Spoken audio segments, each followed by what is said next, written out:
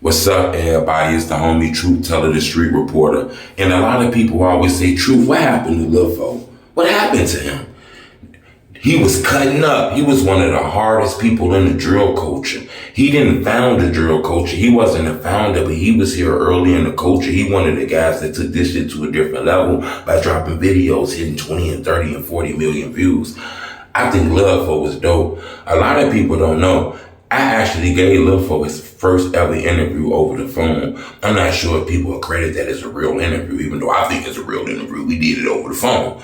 I think Lil Fo, several things that kind of slowed him up. First off, the team that he had with him, he didn't have with him no more.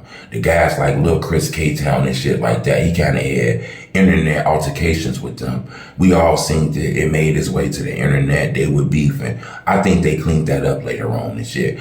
But I do think not having Lil Chris K-Town as the person engineering his music, recording him, helping give him that sound, I think Lil Chris was very important to Lil Fo's career, in my opinion. I don't think Lil Fo needed him, but I think he was very important to his career. I think when that left, a lot of what blew Lil Fo up left. You get what I'm saying?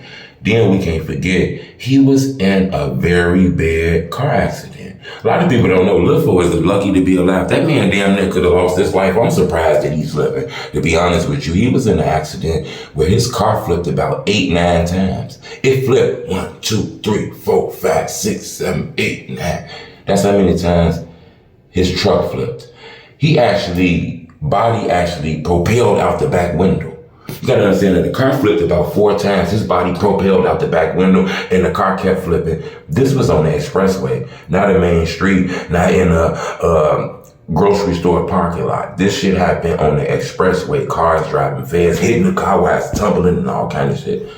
Lil Fo broke his whole jaw, other bones in his face, shoulder bones, both his wrists was broke, This guy was lucky to ever live again. He had blood on his brain, all kind of shit. I think it took a while for him to get his body right, to get himself right.